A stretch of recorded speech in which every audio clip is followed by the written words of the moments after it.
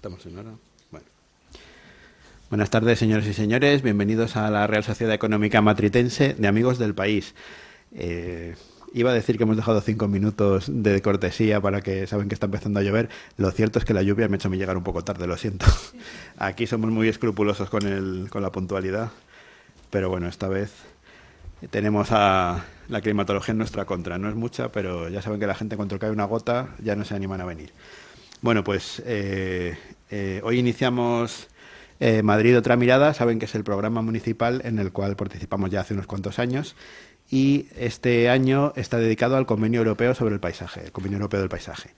Nosotros hemos arrimado el ascua un poco a nuestra sardina y entonces vamos a hablar de Madrid y de la arquitectura madrileña en este contexto del paisaje, y nuestra conferencia de hoy se titula Miradas Matritenses, reflexiones sobre la escenografía de nuestra ciudad, y nuestro ponente es don Álvaro Bonet López, arquitecto y gran conocedor de la historia y la historia arquitectónica de Madrid, y en concreto de don Antonio Palacios, cuya tesis doctoral ya está en capilla, ¿no? Está ya a punto de presentarla. Así que bueno, Álvaro, muchas gracias por tu presencia aquí. Ya estás en tu casa, o sea que los socios de la casa lo conocen y los que no seguro que también, porque Álvaro está en múltiples sitios, tiene el don de la ubicuidad. Lo mismo está en Galicia hablando de Antonio Palacios que está aquí en el Hospital de Maudes contándonos alguna otra cosa. O sea que, en fin, es un ponente de primera, como todos ustedes saben. Así pues, creo que cumplimos muy bien con este objetivo de este año en Madrid Otra Mirada, un programa que la verdad que estamos muy contentos de participar en él, y además que saben que para nuestras actividades no hay que reservar, con lo cual, perfecto. Bueno, le voy a hacer la palabra a nuestro secretario general, don Julio Real, para que nos presente debidamente a nuestro ponente. Adelante, don Julio. Muchas gracias, señor presidente, con la venia. Damas y caballeros, pues reitero la bienvenida que les acaba de dedicar nuestro presidente. La conferencia esta tarde, como ven ustedes, se titula Miradas Matritenses, reflexiones sobre la escenografía de nuestra ciudad. Vamos a ver, nuestra ciudad es un ámbito que es muy amplio, que tiene una trayectoria histórica muy prolongada, desde la época islámica en que se funda como plaza fuerte, como Hisen islámico, allá por el siglo IX, hasta este primer tercio del siglo XXI. Eso significa que, evidentemente, sus características físicas han evolucionado y han cambiado drásticamente desde esta primera fortaleza, esta Medina, esta Madinat Majrid, que se funda en el siglo IX bajo el emirato de Muhammad I, una ciudad pues muy sucinta, muy breve, rodeada de unas fuertes murallas, apenas 850 metros murallas, y que englobaba pues un caserío muy pequeño, muy apiñado, con calles muy tortuosas y muy estrechas, hasta que se produce la Reconquista ya en la época de Alfonso VI, se convierte en villa castellana e inicia, digamos, su primera expansión, con un segundo recinto amurallado, pero las calles siguen siendo trazadas de una forma arbitraria, siguiendo los caminos, las cañadas, las vaguadas, etcétera. Tenemos que llegar ya a la época de la capitalidad, a partir de Felipe II, cuando empiezan a esbozarse unos trazos ya de cierta planificación urbanística, con el arquitecto, a partir de Juan de Herrera, cuando ya se empieza a diseñar y se construye lo que es el puente de Segovia, cuando ya en el reinado de Felipe III y con el gran arquitecto Juan Gómez de Moras, pues se inicia la construcción de lo que es la actual Plaza Mayor. Y ya llegaremos a la época borbónica, con el desarrollo del Paseo del Prado, y en el siglo XIX, en la época ya, digamos, todavía borbónica, seguimos con los Borbones ya desde 1700, con Isabel II, que se inician los primeros diseños de lo que es el ensanche de Madrid, a iniciativa del Marqués de Salamanca, hasta llegar a esta época actual, ya del siglo XXI, en que me imagino que hará un poquito más de explicación, por supuesto, nuestro invitado. Álvaro Bonet López es arquitecto y, como ustedes adivinarán por su nombre y apellido, digamos, es sobrino de otro grandísimo arquitecto que ha trabajado mucho en Madrid, en su historia, su investigación urbanística, etcétera. Tienen ustedes cantidad de tratados y de libros de los que es autor este magnífico arquitecto que ya no está entre nosotros. Nuestro invitado es actualmente doctorando, como ha dicho nuestro presidente, y experto en patrimonio arquitectónico, y especialmente, como ha incidido, en la obra del arquitecto Antonio Palacios. Su formación académica, pues evidentemente estudió arquitectura en la Escuela Técnica Superior de Arquitectura de Madrid, de la Universidad Politécnica de Madrid. También realizó una estancia académica de un año. Esto no lo voy a decir porque es un alemán austríaco y se lo cedo al presidente para que lo diga. Sí, pues estamos listos. Menudo, a ver, ¿dónde está? Aquí. Mira, Reto. Technische Universität de Viena. ¿Qué les digo? Sí que tenemos un presidente políglota. Bueno, vale. Pues eso. Y actualmente es doctorando en Patrimonio Arquitectónico por la universidad. Se ha especializado en el legado de Antonio Palacios, incluyendo la arquitectura industrial y en la historia de la arquitectura de Madrid, como demuestra su trabajo sobre los talleres del metro en el barrio de Pacífico. Es autor de varias obras sobre este reiterado arquitecto, entre las que destacan Antonio Palacios, obra completa, una monografía de su arquitecto, publicada en el año 2024.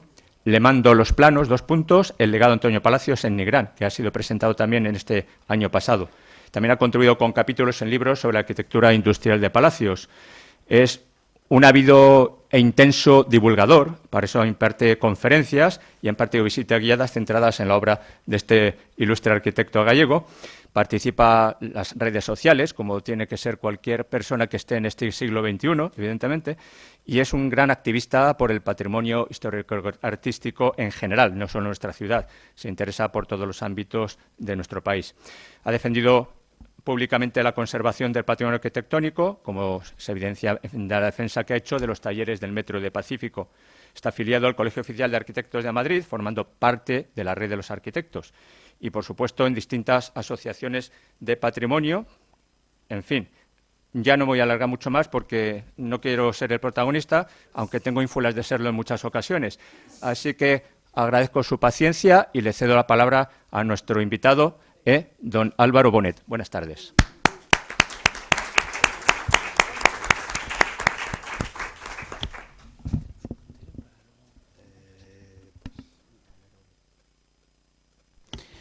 Bueno, pues, guten Abend, meine Herren und Damen, porque ya como estamos con lo del alemán. Bueno, muchísimas gracias por la presentación y nada, pues, bueno, simplemente decir que me siento muy a gusto siempre que vengo a esta casa, así que, bueno, pues la colaboración siempre es muy grata. Y bueno, lo que vamos a hacer hoy pues es también una propuesta. Eso, muchas gracias. Pues es una propuesta un poco más novedosa. La idea es no contar tanto una erudición histórica ni nada parecido, sino más bien hablar de percepción, para que cuando salgamos de aquí todos y todas nos podamos fijar en la ciudad con otra mirada, que es de lo que, como se llama el festival, ¿no? Y bueno, así que agradezco también a Julio las notas historiográficas que ha dado sobre la evolución urbana de Madrid, porque así ya me las ahorra a mí. Con esa idea tan general yo creo que está muy bien, porque es verdad que no vamos a... Lo vamos a ver, pero no vamos a hablar específicamente de la historia de una manera, como digamos, académica, ¿no? Así que voy a pasar a la silla de al lado para hacer la presentación. Vale.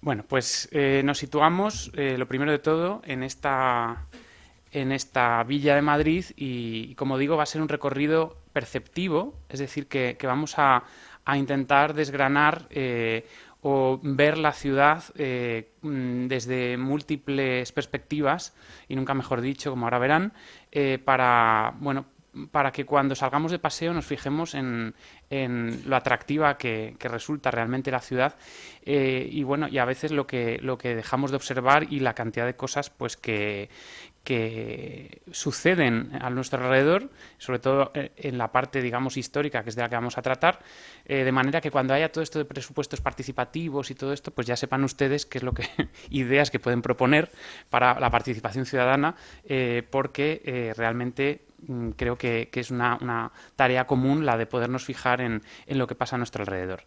Así que, dicho lo cual, pues no podía ser de otra manera empezar con esta imagen del Museo Nacional de Antropología en Atocha, que en su frontón nos recibe con esa frase lapidaria de noscete ipsum, ¿no? De conócete a ti mismo, que es la idea un poco de lo que va la charla de hoy. Y por ello vamos a empezar con una serie de conceptos, como que nos van a ir guiando a través de las distintas miradas que vamos a ver. En primer lugar, esto tiene que ver un poco con la presentación que ha hecho Julio sobre el tema de la evolución urbana de la ciudad.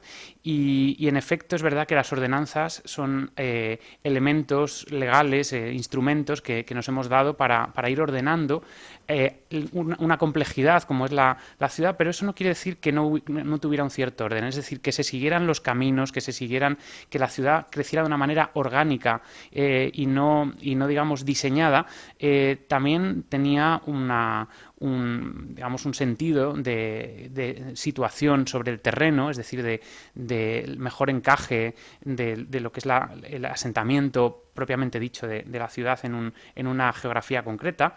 Y también que tenemos muchos siglos de historia de la arquitectura y por lo tanto cabe señalar que ya desde la antigua Grecia con toda la visualidad que se pretendía en esos momentos, pues surgen intenciones en la arquitectura que de alguna manera se reflejan en la ciudad y cómo percibimos la arquitectura, no como entidades aisladas, como podemos estudiar un templo, como el Partenón, sino estudiarlo como conjunto y cómo se presenta ante el espectador. Y en este caso, pues ya sabemos que es algo que siempre se cuenta, pues que la entrada a la Acrópolis de Atenas sucede por esos propíleos, que tiene un eje procesional que entra en el corazón de esa explanada, pero que no está de frente al templo del Partenón, que se sitúa a un lado, como aquí lo podemos ver, apareciendo con un escorzo que nos permite observar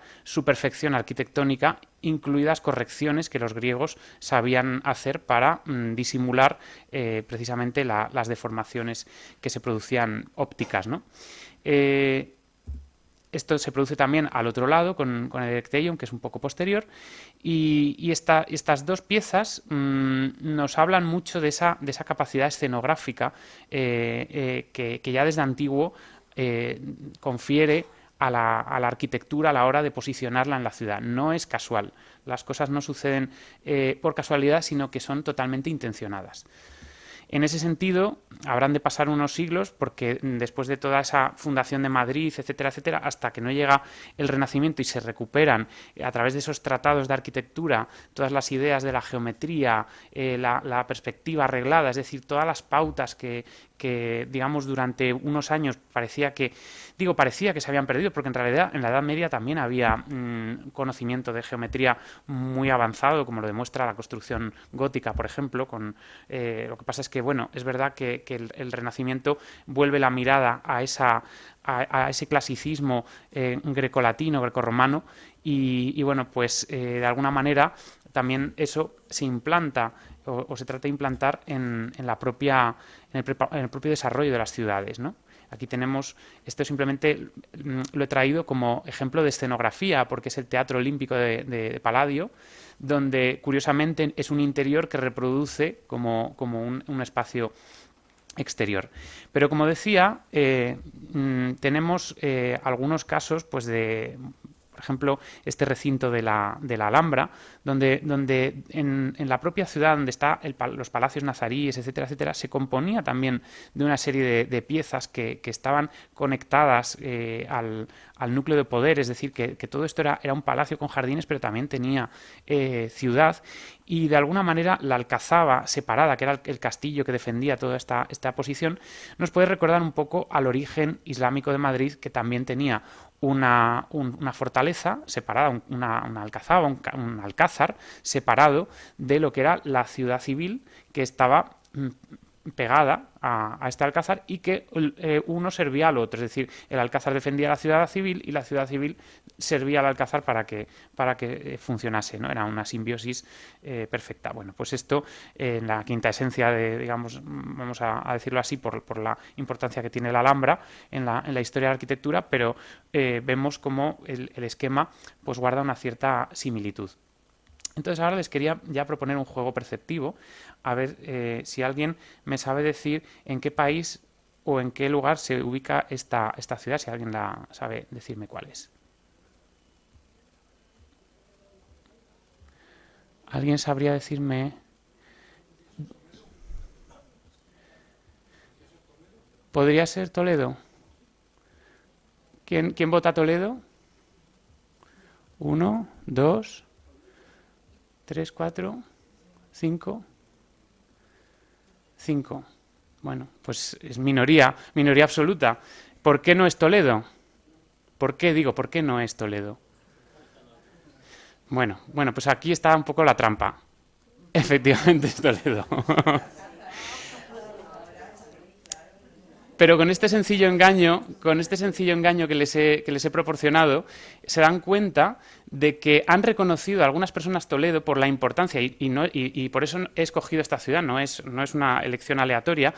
La geografía de Toledo importa mucho en el carácter de la ciudad, en la visión que tenemos de la ciudad como entidad conjunta, como paisaje. Pero sin los elementos característicos arquitectónicos que la definen, nos cuesta reconocerla. Con lo cual, podríamos decir que en general pesa más la silueta arquitectónica o los hitos arquitectónicos que la geografía, por muy característica que ésta sea, como en el caso de Toledo, ¿no? Bueno, pues enhorabuena a los que han tenido el ojo, aunque eran minoría, ¿eh? Pero esto es para ir entrenando. De esto va también un poco la propuesta de la charla.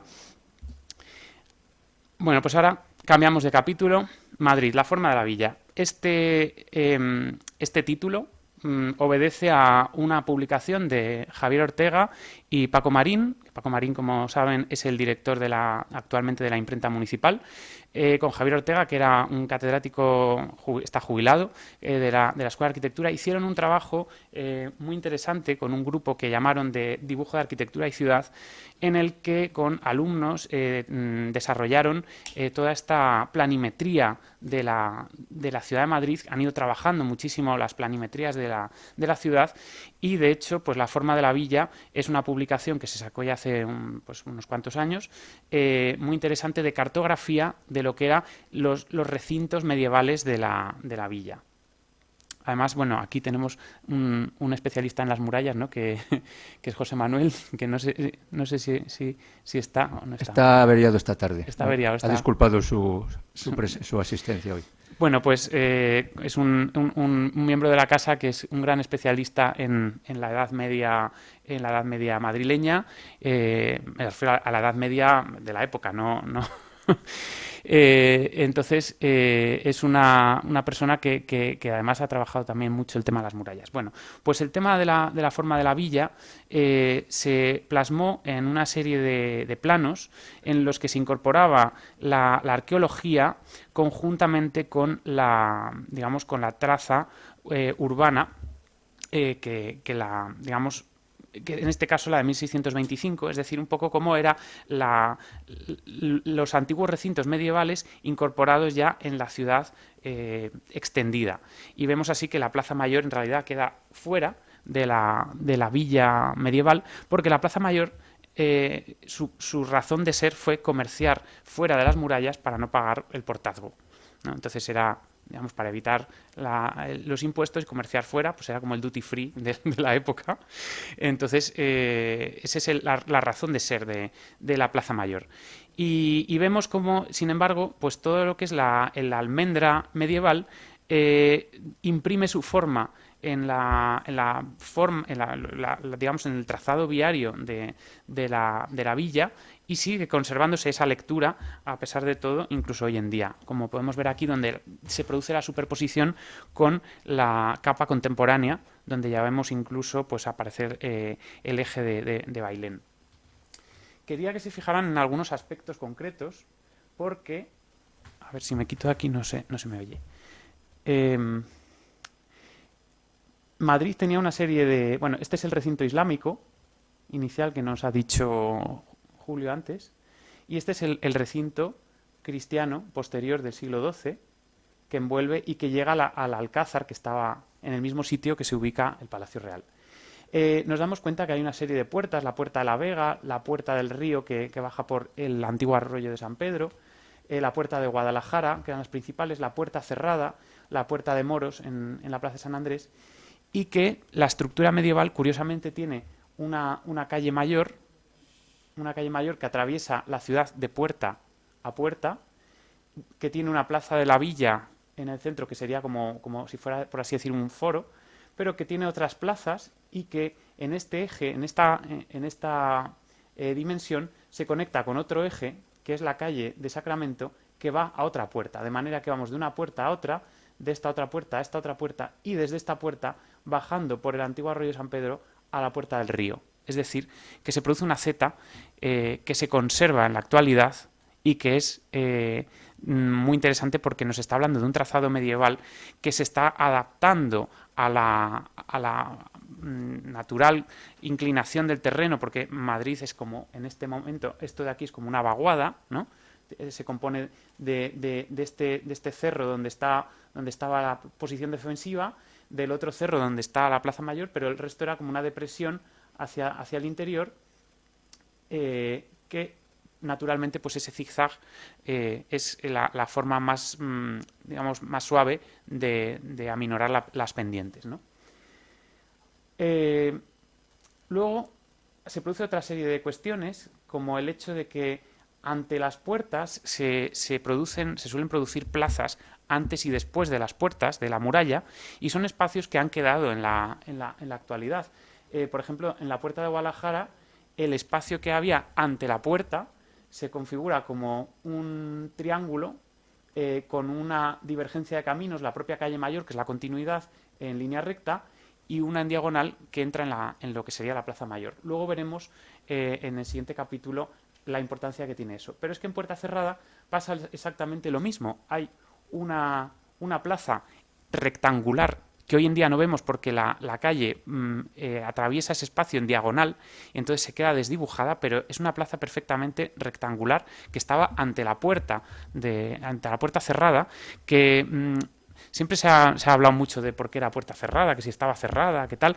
Mi visión particular, y es la que yo siempre cuento, es que puerta cerrada viene de cerro, porque daba al cerro. Las puertas tenían nombres toponímicos, igual que estaba la puerta de la Vega o la puerta de la Sagra, la puerta del río, pues esta era la puerta del cerro y de ahí viene puerta cerrada. Esa es mi particular visión, pero no sé si será verdad o no, porque no soy filólogo.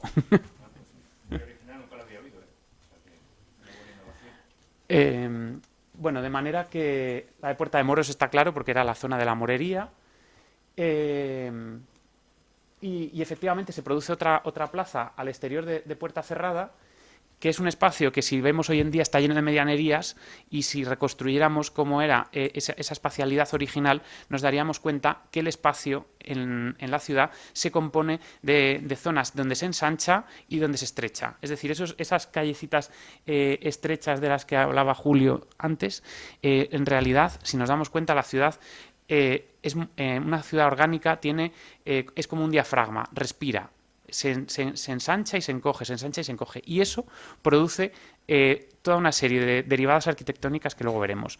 Quería pasar ahora a explicar también un poco cómo podía ser esta ciudad con algunos referentes conocidos, porque hemos perdido el carácter medieval de Madrid, pero sí tenemos ejemplos de arquitecturas similares, como en este caso esta torre de Doña Urraca en Covarrubias, o el propio Alcázar de Segovia, que nos puede recordar de alguna manera entre estas dos arquitecturas a lo que sucedía en el Alcázar de Madrid, en esta que sería la vista más antigua que se conserva de nuestra ciudad, donde, por cierto, ya aparece ahí al fondo el palacete de los Vargas de la Casa de Campo.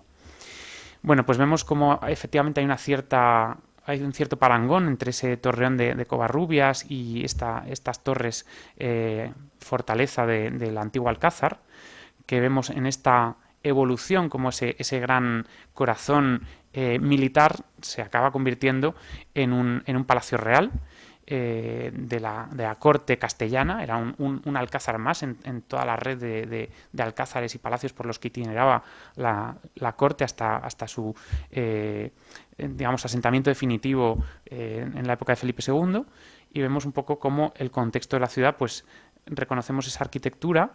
Esto es un dibujo probablemente bastante fidedigno ya de cuando Madrid es capital. En ese momento este dibujo es de Vingaerde, el que hace la vista que luego veremos, y donde Felipe II además ya construir esa torre dorada en la fachada del Alcázar, que viene a ser como esa punta de lanza que traería Felipe II con la arquitectura, cuyos ensayos, antes de hacerse el Escorial, se producen en este palacio de Balsaín, con estos elementos que pasan a ser tan característicos de nuestra arquitectura española posteriormente, como los chapiteles del Escorial, pero también todos los que hacen los Gómez de Mora, etcétera, todos los arquitectos que intervienen en el centro de Madrid, y vemos que en efecto pues ya se ha ensayado. No son plenamente, estos son como un híbrido todavía, tienen algunas formas que nos recuerdan más a Flandes, pero es que venían de allí. Y bueno, pues poco a poco esta imagen de la ciudad medieval se va transformando. Tenemos esta maqueta que se conserva de la fachada del Alcázar ya en época del siglo XVII. Esta fachada aún recoge, esta pequeña maqueta, dos torrecillas del antiguo Alcázar medieval. Obviamente todo esto hoy en día solo nos podemos remitir a muy poca información, porque como saben pues esto desapareció en el luctuoso incendio de la Nochebuena de 1734. Otros ejemplos de lo que sería el caserío, pues aquí tenemos la puerta, una de las puertas de salida, me parece que esta era la de San Andrés, no estoy seguro, en Segovia, a espaldas de la catedral de Segovia, pues en esa bajada de la Judería, con este tipo de casa castellana, con la que seguramente Madrid contaría con numerosos ejemplos. Aunque yo casi diría que un aspecto que podría tener la Villa de Madrid muy parecido sería al de Arévalo, que conserva un conjunto medieval con arquitecturas muy similares, muy parecidas a la arquitectura castellana que predominaría en Madrid, un poco mezclada entre la influencia abulense, segoviana y toledana, obviamente. O sea, teníamos un poco estábamos en ese centro del triángulo entre esos tres ámbitos geográficos, y Madrid pues bebía un poco de todas ellas, pero sin duda, pues por ejemplo, por ponerles un caso concreto de un patrimonio desaparecido, tenemos este ábside. Seguramente si no hubiera dicho nada también me lo habrían remitido a Toledo, pero es el ábside de Santo Domingo el Real. No tengo una mejor foto porque no hay una foto mejor que esta, solo hay conocida esta imagen, pero sí que nos puede recordar un poco a Santiago del Arrabal en Toledo, esos arcos polilobulados que nos hablan de esa arquitectura mudéjar que hubo en Madrid, de ese románico mudéjar que hubo en Madrid y que hemos perdido por desgracia. Además hace no tanto, porque el convento de Santo Domingo el Real llegó hasta la época hasta finales del XIX, y de hecho Cánovas del Castillo fue uno de los defensores de que se conservase este conjunto. Sin embargo, pues bueno, ya sabemos que por las órdenes religiosas en muchos casos se han ido moviendo hacia afuera de las ciudades, han ido abandonando. Esto se vendió para hacer casas y bueno, se trasladaron. Santo Domingo el Real está en el barrio Salamanca actualmente. Ya no está tampoco. Bueno, pues se van yendo y el patrimonio, pero en este caso supongo que estará protegido. Alojamientos turísticos. Uh-huh. Bueno, entonces aquí llegamos a otro capítulo, persistencias. ¿Por qué lo he llamado así? Pues porque evidentemente, si estoy recurriendo a imágenes de Arévalo, de Segovia y de Toledo, es porque la ciudad medieval de Madrid es difícilmente reconocible hoy en día. Sin embargo, quedan algunos ejemplos. Vamos otra vez a Vingaerde, vamos ya así a esta vista general, porque hay algunas persistencias que simplemente son el genius loci, como podríamos decir, esa característica de un lugar que hace que el uso siga siendo el mismo, ¿no? En el caso del Palacio Real se implanta en el mismo sitio que el Alcázar, aunque hubo proyectos para llevarlo a otros lugares, finalmente se implantó ahí por una cuestión casi simbólica, ¿no? del símbolo que representaba el poder en la ciudad. Y de hecho, tuvo que ser más pequeño que las otras. El palacio que proponía Yubarra era muchísimo más grande, y Sacchetti al final lo encorseta en ese espacio. Esto pues sucede en muchos sitios. cosas parecidas. La Catedral de Gerona se encuentra en el sitio donde estaba el templo romano, es decir, que incluso los sitios religiosos muchas veces se perpetúan. Hay templos romanos que se sitúan en donde había altares íberos o carpetanos y luego pues en ese sitio pues se hace una catedral. Sin ir más lejos, la Catedral de Córdoba está en la mezquita, ¿no? O sea que es esa continuidad, digamos, de alguna manera de concepto del uso del sitio. Las murallas pues han desaparecido casi todas, nos queda el fragmento de la parte islámica que sería esto de aquí, con las torres cuadrangulares, que es todo el lienzo en el bajo de la Catedral de la Almudena. Les recomiendo, si la han visto hace mucho, ¿no?, que vuelvan a verla para mirarlo con otros ojos, porque es un ejemplo único en Europa. Es decir, cuando a veces se le da poca naturaleza al hecho de que Madrid no tenga conservado un patrimonio monumental o que nos remita a sus orígenes, pues como otras ciudades tienen, ¿no?, como Roma, etcétera. Eso no quita para que reconozcamos el valor histórico de Madrid y esa fundación, y que tenemos una muralla con un porte suficientemente considerable y de una factura única y una época única, una muralla del siglo IX. ¿Qué otras persistencias tenemos aquí? Pues bueno, es que tengo poco ángulo aquí, pero están la iglesia de San Nicolás, la iglesia de San Pedro, San Andrés, que está por ahí, que en realidad lo que queda es la capilla del obispo y la fachada que da a la Plaza de la Paja, y la torre de los Lujanes, donde nos encontramos, que también aparece en algún punto. Aquí, con esta ampliación, yo creo que se entiende mejor. Se ve la vaguada de la calle Segovia. Aquí pone San Justo, es decir, que esta es la Basílica de San Miguel. Y aquí tenemos la Torre de San Pedro, por tanto, esta debe ser la Torre de los Lujanes, esta que se ve aquí, o esta de aquí.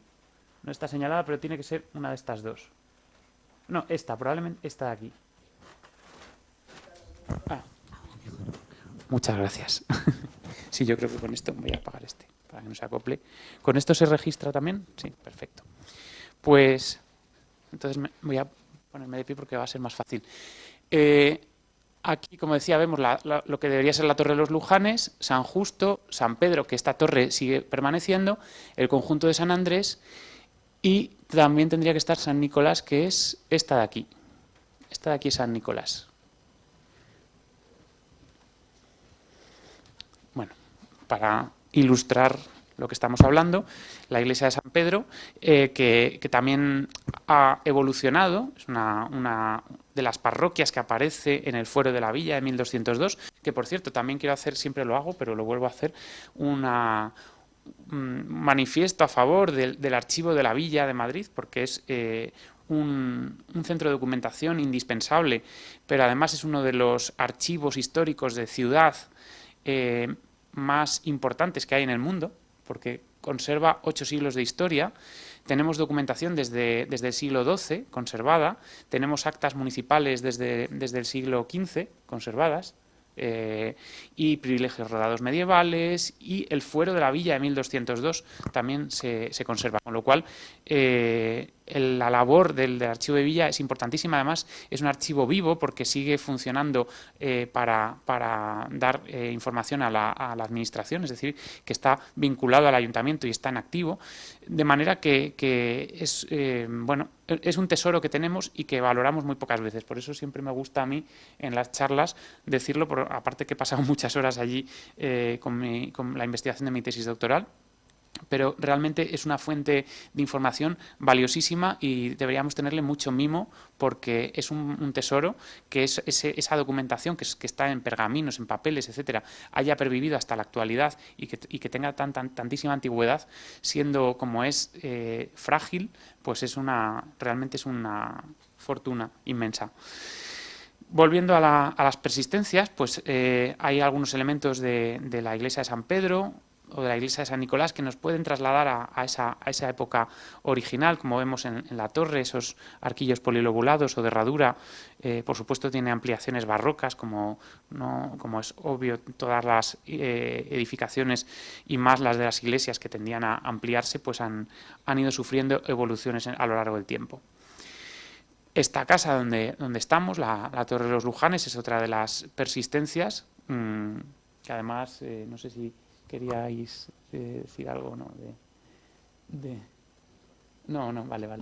No, pues era por si querían, estaba invitándoles a que dijeran alguna cosa sobre la casa, porque realmente este edificio, como saben, pues alojó inicialmente a 3 instituciones y realmente está, bueno, lo que es la sociedad matritense ocupa una parte del edificio, y una de las reivindicaciones pues que se tiene es que esta es nuestra casa, ¿no? Que la matritense tiene que seguir aquí y que bueno, de alguna forma los 250 años que celebramos este 2025 pues tienen todo el sentido hacerlo en un edificio que además fue salvado por el Estado en un momento en el que se hablaba de su posible demolición, y precisamente fue el Estado quien ejerció, digamos, ¿no? No sé si queréis decir en ese sentido alguna cosa, Manuel. Bueno, sí, vamos, el edificio efectivamente pertenece al Estado y nosotros, bueno, la matritense está aquí desde ese momento, vamos, desde 1863, si no me equivoco, ¿no? Sí, realmente el anterior propietario, conde de Oñate, pues digamos que ya tenía dividida todo lo que es la casa-palacio en habitaciones de alquiler, en viviendas populares, pues de alguna forma. Entonces lo que pretendió pues era demolerlo y hacer un edificio más amplio, más moderno y más desahogado, en una palabra.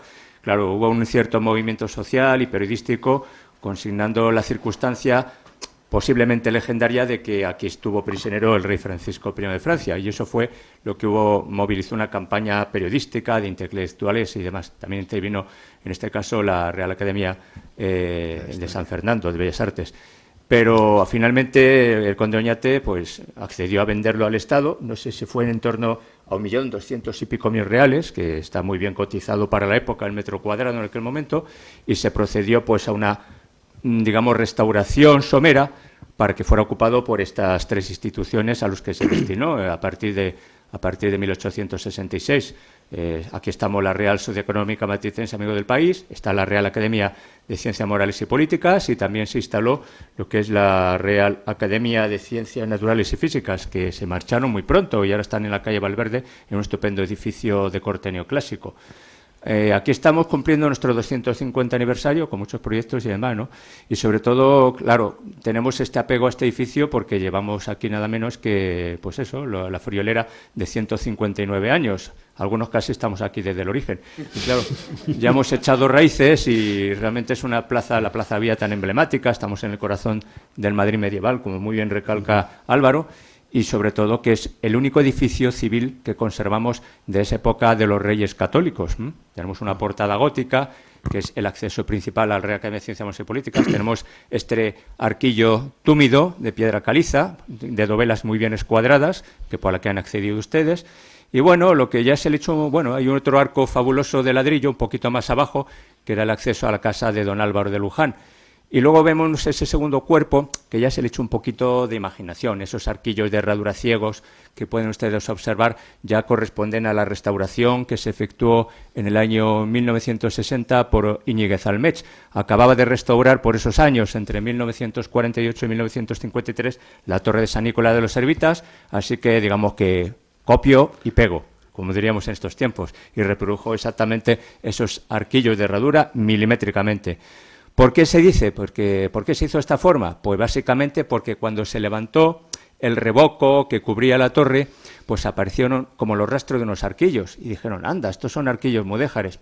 No se documentaron suficientemente, porque hay que recordar que ya en el siglo XIX se hizo una restauración historicista de todo el edificio, dándole un aire neogótico. Se aprovechó para diseñar una serie de arquillos que son los que más o menos dejaron su huella cuando apareció. Pero bueno, yo creo que le ha dado un aire muy simpático, no desentonan en absoluto, y yo creo que es una buena iniciativa por parte de este arquitecto. Yo voy a apuntar una cosa, ya que estamos, que probablemente muchos de ustedes no lo conozcan, hace aproximadamente 2 años presentamos aquí, yo creo que es la primera monografía completa sobre la historia de la Casa y Torre de los Lujanes, por José Manuel Castellanos Oñate, que lo mencionábamos antes, este especialista en historia madrileña que forma parte de nuestra junta directiva, y ha sido la primera obra en 500 años en hablar de la casa, que ya hay que echarle también. Bueno, entonces, bueno, les animo a que se hagan con uno, lo tenemos por ahí. No, no es que se lo quiera vender, pero en fin. También hay que decir que el precio solamente cubre los costes, ¿eh? No nos lucramos, esto es una sociedad sin ánimo de lucro, no nos lucramos en ello. Y además José Manuel nos regaló los derechos de autor, o sea que vamos. Es todo gratis et amore, pero hombre, había que hacer esta obra. Y por cierto, les anuncio para los interesados en Madrid, que supongo que serán todos ustedes, vamos a presentar el día 9 de noviembre, Día de la Almudena, el libro sobre la historia de la sociedad, en ocasión de estos 250 años de historia. Y va a ser un libro también, yo creo, muy interesante, porque no se trata de una historia cronológica, sino que vamos a centrarnos en pequeñas monografías sobre los, digamos, hitos principales de la historia de la sociedad, y creo que va a ser un libro también necesario, dado que estamos intentando que resurja y que se vuelva a ser conocida en Madrid. Piense que de aquí ha salido la ONCE, de aquí ha salido la Caja de Ahorros de Madrid, de aquí ha salido el Ateneo de Madrid, de aquí ha salido la Asociación de la Prensa de Madrid. Aquí se admitió a las mujeres a los 10 años de fundar la asociación en el siglo XVIII. O sea, quiero decir que cuando en el Ateneo no admitían a las mujeres como socias, aquí las teníamos. Emilia Pardo Bazán era socia nuestra. En fin, hemos tenido muchos hitos y es una pena que debido a unos años de decadencia, pues ahora muchos madrileños no conozcan la sociedad. Entonces, bueno, estamos haciendo todos los esfuerzos ímprobos además aprovechando este aniversario. Pero bueno, ya saben que cuando uno se dedica a la cultura, pues esto interesa poco, ¿no? Entonces, bueno, les agradezco mucho que estén aquí y cuéntenlo por ahí. Y vamos a dejar a Álvaro, que si no, te hacemos otra charla. Muchas gracias. Creo que este parón era necesario porque, bueno, porque este año, siendo el 250 aniversario de la casa y estando la casa en el edificio que viene a colación de lo que estamos viendo de recorrido, creo que era muy necesario hacer un pequeño paréntesis y poder poner en valor el esfuerzo que se está haciendo desde esta casa por mantener vivo la institución y por seguir con su lema, ¿no?, de socorrer enseñando. Así que bueno, continuamos con las persistencias en la ciudad. Tenemos esta otra fachada interesantísima de la Capilla del Obispo, también muy poco comentada en general, o muy poco no son estas pequeñas persistencias son las que nos dibujan una ciudad que, si cerramos los ojos, fijándonos solo en esta arquitectura, nos pueden llevar a ese Madrid medieval, porque lo hemos visto dibujado, ya aparecía entonces y sigue estando ahora. Es verdad que el contexto ha cambiado, ya no está el Palacio de los Lasso de Castilla, en este caso en la plaza. Entonces, esto que sería una plaza más bien parecida a las de Ávila, pues tiene ese carácter, tiene ese Madrid decimonónico a la derecha, pero tiene ese Madrid medieval todavía a la izquierda. Y otra cosa más, que esta ya pertenece al plano de la arqueología, yendo a este segundo dibujo de Bingaerde, que es una vista que está ligeramente desplazada respecto a la anterior, un poquito más cerca de la Casa de Campo, aparece el puente de Segovia antiguo, que estaba más próximo, digamos, al Campo de Moro. Vemos este camino que baja, atravesaba el campo de la Tela y llegaba hasta el puente que apareció en las obras de AM30. Es algunos de los arranques de los estribos del puente, que fueron trasladados, se supone que para ser musealizados posteriormente al taller de cantería del ayuntamiento, en la Casa de Campo, y que allí permanecen muertos de risa con una estructura metálica auxiliar que se está descomponiendo. Lo digo porque, bueno, pues al final estos restos medievales tienen muchísima importancia, y el Ayuntamiento de Madrid, por desgracia, ni siquiera tiene un servicio de arqueología municipal. Es decir, que no tiene ninguna previsión, no hace ninguna campaña de búsqueda, y el Madrid medieval, hay muchas cosas que están aquí, que se podrían estudiar, que se podrían hacer campañas de excavaciones preventivas, y la arqueología, por desgracia, en esta ciudad solo se hace cuando se va a destruir, porque hay un proyecto, entonces se excava, aparece algo y se lo llevan por delante, se documenta. Esto es el sistema, mientras que de otra manera, si se hiciera arqueología preventiva, se podría decir, pues aquí esto no se va a tocar porque aquí sabemos que hay estos restos de consideración para el futuro de la ciudad, o habría alguna manera de incorporarlos al proyecto, y no como sucede, que al final todo acaba destruido. Bueno, en este caso era otro zoom más sobre lo mismo, en este caso porque quedan algunos apuntes que pone San Miguel, que era la de los Octoes, en lo que es hoy en día el Mercado de San Miguel o el Hospital de Antón Martín, y la Casa de Campo, que es el Palacete de los Vargas, que sigue siendo transformado el original, porque está como embutido digamos, la construcción original, Sabatini la forró porque tenía problemas ya de cimentación. Y bueno, esto lo voy a pasar porque otra cosa que también se conserva de este dibujo de Vingaerde es, curiosamente, este esquinazo que vemos aquí cayendo, en realidad es el aterrazado del jardín del seminario, que era luego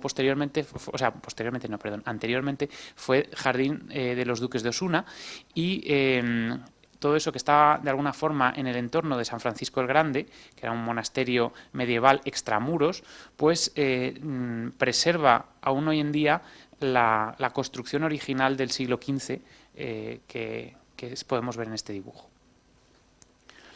También a nivel material, pues en esa misma zona quedan las tapias esto sería del tramo de la Real cerca de Felipe IV, pero que son tramos que quedan, que están también absolutamente olvidados y que no están puestos para nada en valor por el ayuntamiento. Con esto llegamos al siguiente capítulo, que es la capital barroca, y esto me lleva a hablar ya en un plano de la sustitución del Alcázar por este nuevo Palacio Real, pero donde queda toda ese enjambre de torrecillas y de pináculos por toda la ciudad que nos remiten a ese abigarramiento de hitos y de sucesos que pasan en la ciudad. Aquí lo vemos más en detalle, que obviamente tenemos en primer plano el puente de Segovia, la puerta de Segovia, que era una puerta doble, pues todo esto hoy es irreconocible porque muchos de estos elementos han ido desapareciendo, hasta el punto de que nos podría parecer que es una idealización de la ciudad, pero yo en eso me remito a otras vistas históricas, como en este caso he cogido esta por ejemplo, por tener muchos hitos paisajísticos, como es la ciudad de San Gimignano en la Toscana, que realmente corresponde a la imagen que tenemos y que conserva la ciudad hoy en día. Es decir, que si nos vamos al Madrid barroco tenemos que pensar que Madrid era así, que no es una invención, que estos cuadros de Antonio Joly eran realmente vistas de cómo era la ciudad, con el Palacio de Alcañices, con el convento de las Baronesas, bueno, ahí sí que se conserva la iglesia de las Calatravas en esta vista, o la iglesia de San José, que era un monasterio que se ha perdido, pero que sin embargo está ahí representado. Es decir, que esto era Madrid, y esto también era, y de hecho el propio Pósito de la villa o la Plaza de Toros que vemos al fondo, con la antigua puerta de Alcalá, y el conjunto del Buen Retiro, que también aparece por detrás con su salón de baile y su coliseo, en su teatro, y se adivina el propio parque. Es decir, que realmente hablamos de una verosimilitud de la vista que tenemos ante nuestros ojos. Con esto venía a hablar un poco también del espacio público, de la importancia que tuvo el espacio público en la ciudad barroca, y la importancia también que tuvo el Paseo del Prado, que no en vano por eso es hoy paseo, está reconocido por la UNESCO como Patrimonio de la Humanidad, Paisaje de la Luz, que es como se ha llamado a todo el conjunto del Prado y Buen Retiro, precisamente por la importancia que tuvo en su época este espacio público monumental, ajardinado, que no existía en otras ciudades europeas. Es decir, el concepto un poco de placer, de pasearse, etcétera, etcétera, lo tenemos como un ejemplo muy primitivo en nuestro Salón del Prado, en esa arboleda que estaba en torno a un pequeño curso fluvial, y ese Palacio del Buen Retiro, que como su nombre indica era para retirarse, que estaba al otro lado de la ciudad, es decir, entre un palacio y el otro encorsetaban la ciudad, el poder real, estaba el gobierno en el Palacio Real, y digamos lo festivo sucedía en el Palacio del Retiro. De hecho, el teatro que tenía el Palacio del Buen Retiro fue el primer teatro con tramoya en Madrid. Y vemos esta maqueta de Gil de Palacio de 1830 que nos muestra la ciudad barroca y podemos ver, por ejemplo, esa continuación del eje del Prado hacia la puerta de Recoletos, con ese convento de los agustinos Recoletos, o el de Santa Bárbara con los tejados negros aquí en... Este es el de Santa Bárbara, este es el de Agustinos Recoletos. Aquí está la puerta, que además vemos este dibujo. La puerta llegó hasta el siglo XIX, hasta la época de la fotografía, y de hecho hay esta imagen. Pero no solo el espacio público de placer, sino también el representativo de la propia ciudad, de los actos públicos, como era la Plaza Mayor, que surge en el corazón de esa ciudad barroca, que empieza siendo un espacio irregular y que se acaba regularizando porque es donde sucede, digamos, todos los actos públicos de autos de fe, bueno, en fin, ejecuciones, mercado también, y ahora mercadillo de Navidad, mucho más bonito, ¿no? Aquí la tenemos en su estado actual. Y con esto vamos a pasar a hablar de la importancia de las trazas en la villa. Realmente ya hemos visto lo que pasaba con la ciudad medieval, pero podemos decir que Madrid conserva su esencia barroca. Desde tiempos de Felipe IV, en que este plano de Teixeira dibuja lo que era la ciudad hasta la cerca, es la dimensión que la ciudad sigue manteniendo hasta la época de Isabel II, cuando se supera esa cerca y se hace el ensanche. Y todo esto correspondería al distrito centro. Y vemos que las trazas permanecen prácticamente invariables respecto a lo que fueron en su origen. Tanto vemos, por ejemplo, el caso de la calle Alcalá con este ensanchamiento, de este vivium, de esta divergencia de vías entre Hortaleza y Fuencarral.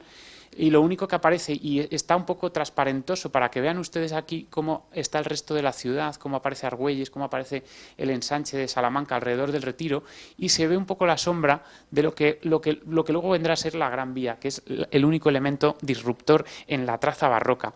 Pero así como otras ciudades, otras capitales europeas, como puedan ser París, que en el siglo XIX borró por completo su traza anterior, o Londres, que después del incendio de 1666 también tuvo que ser reconstruida la ciudad.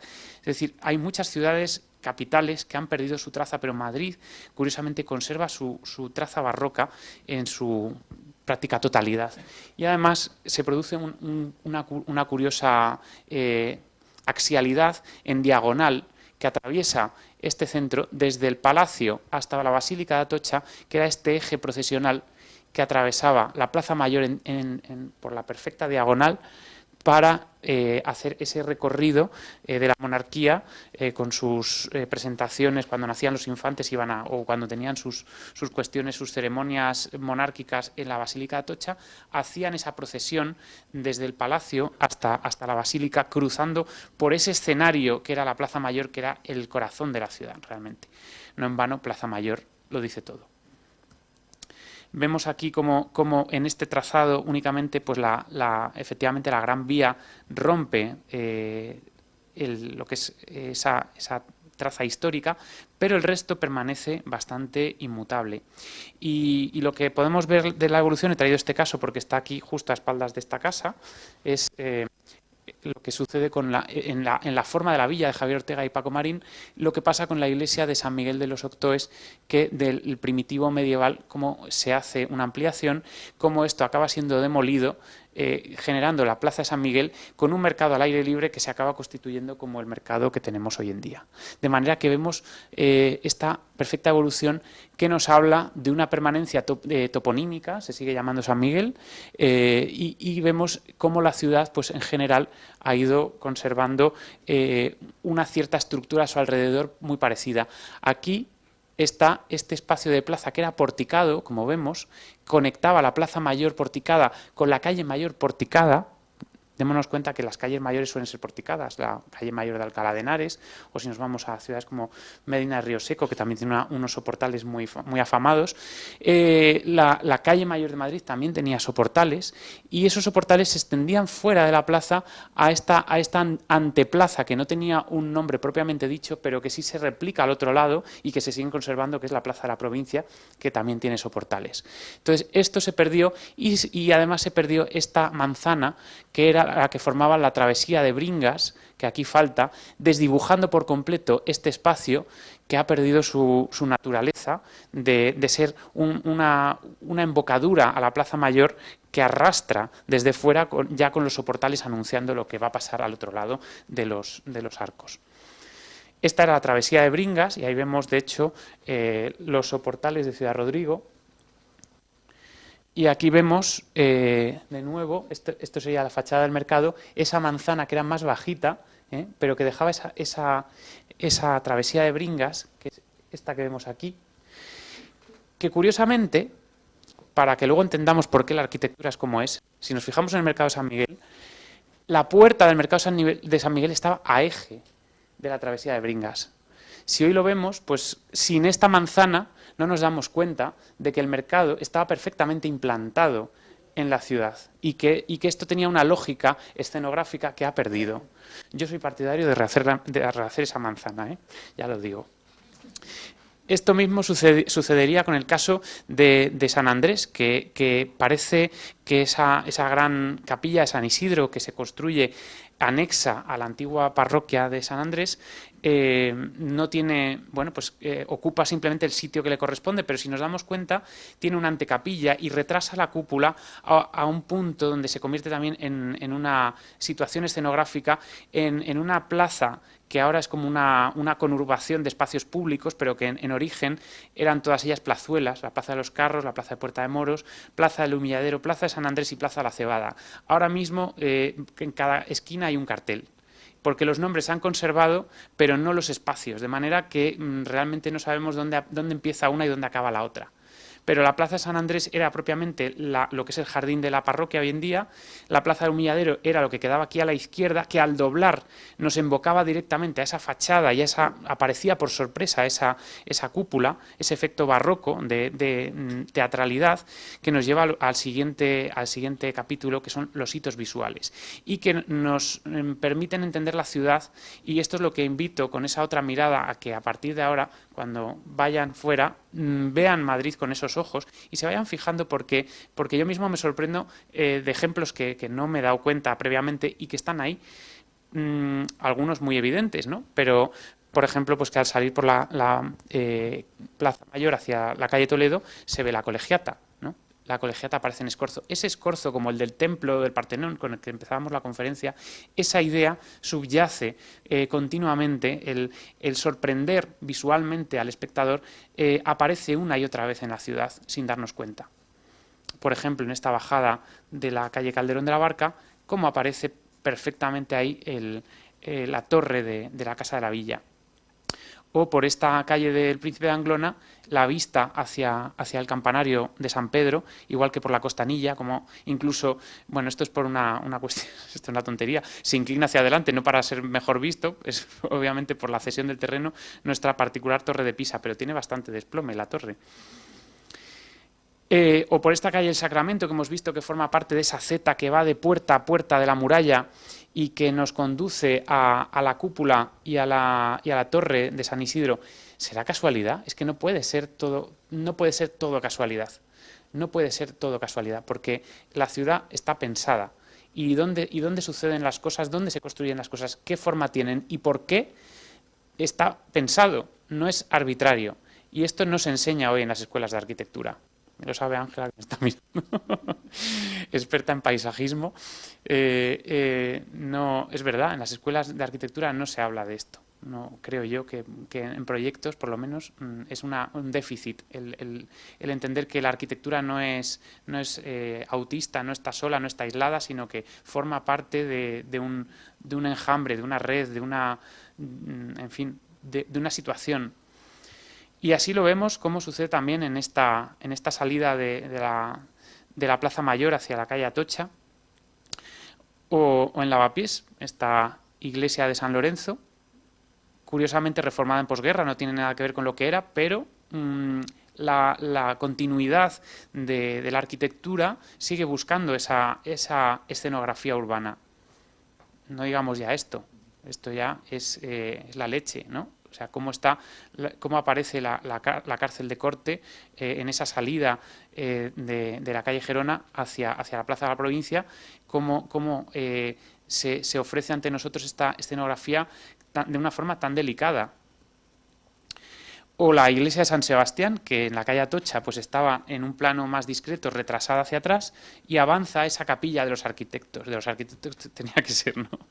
La capilla de los arquitectos avanza para formar parte de la escena de esa calle Atocha. San Ginés, en la calle Bordadores, o esta vista en la calle de la Redondilla, que va hacia la antigua San Justo y Basílica de San Miguel.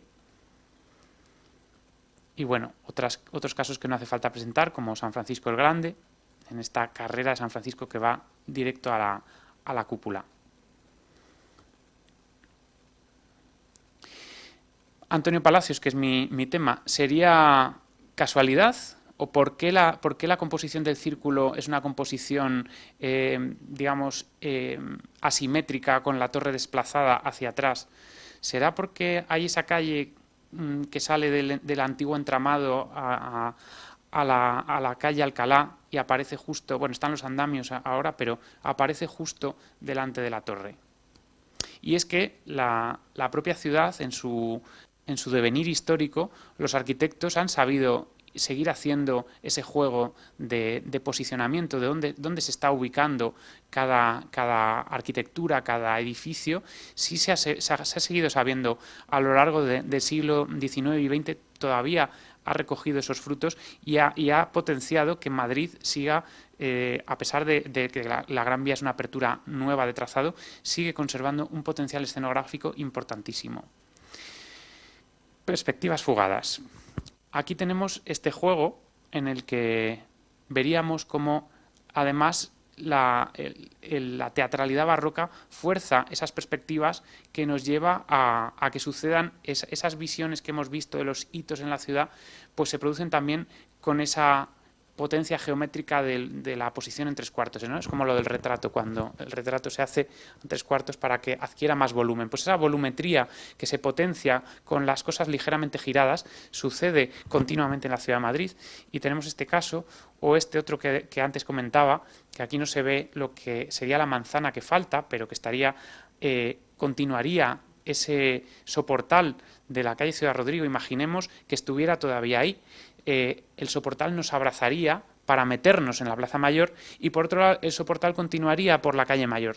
Es decir, escenográficamente esto tiene una potencialidad que ha perdido y que podría eventualmente recuperar si se propusiera, que sería realmente fascinante, porque le daría todo el sentido arquitectónico a la ciudad, y la veríamos con esos ojos que nos faltan, porque a veces simplemente lo que pasa es que hay un deterioro silencioso que va haciendo que las cosas pierdan su verdadero sentido y quede como un velo que lo emborrona todo y que lo disipa, y que, bueno, a pesar de ello podemos seguir viendo esa naturaleza, como el hecho de que la vía que hablábamos, que atraviesa la Plaza Mayor en diagonal, produce que los arcos que por los que atraviesa también estén en escorzo, sean arcos esviados, y tengan esa geometría adaptada para que la axialidad que atraviesa la plaza sea perfecta en su visibilidad, o sea, sea realmente una línea absolutamente rotunda. También en la calle Atocha, que forma parte de esa diagonal escenográfica entre la Basílica Atocha y el antiguo Alcázar, había edificios, estos son de los pocos que se conservan, ¿no? Este antiguo hospitalillo de los desamparados, con esta iglesia, que forman parte de un conjunto que había mucho más. Estaba el Hospital de Antón Martín, estaba la iglesia de Loreto, el Hospital de Montserrat. Todo eso hacía que esta avenida tuviese una serie de hitos que ha perdido, pero seguimos viendo esta cuestión de las perspectivas forzadas. Y si nos fijamos en la realidad, o sea, aquí no es que la foto esté potenciando ese hecho por el punto de vista, es que la arquitectura misma está en un ángulo agudo que provoca que se acentúe esa visión. Como ya digo, sucede también en las aperturas del siglo XIX, esta calle de Sevilla, con este ejemplo de la Equitativa, o la propia Gran Vía en su llegada a la calle Alcalá, que no hace otra cosa que replicar cómo la propia calle Alcalá se metía en la zona norte, en la calle San Miguel, y estaba la famosa Casa del Ataúd, que estaba en esa esquina, y que producía también un bivium, que era esa idea de Chueca Goitia, que hablaba de que las vías en Madrid eran caminos que se dividían en dos, que se bifurcaban para ir a distintos lugares, ¿no? Aquí tenemos un ejemplo de la parte trasera del Ministerio de Exteriores, que está realizada por Pedro Muguruza ya en el siglo XX, pero que ha entendido muy bien la cuestión de la perspectiva forzada. En el caserío sucede exactamente lo mismo, y vemos como en el siglo XX ya el Capitol, en este caso, es también un ejemplo de arquitectura racionalista, ya que también participa de esta idea de hito. De manera que otra particularidad es que se produce en las casas esta idea de los ejes, de poner las puertas en los ejes de los espacios públicos, y que se replica una y otra vez en todos los espacios. Aquí nos falta también una manzana. Ese edificio que tenemos, que actualmente es la sede de Hacienda del Ayuntamiento de Madrid, de la Agencia Tributaria, tiene la puerta, si vemos el edificio, parece que está aleatoriamente colocada, porque no está en un eje simétrico en la fachada. Está colocada perfectamente, porque lo que hace es situarse frente a la calle que va de frente a ese palacio.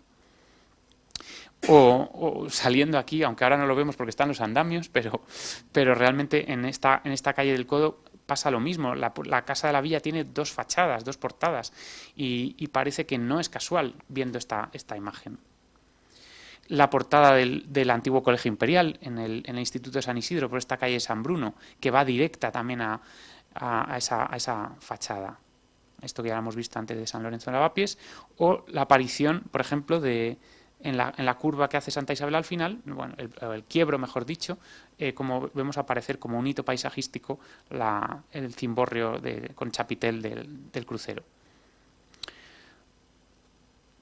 Algún otro caso, como la aparición de la Torre de Madrid en calles aledañas.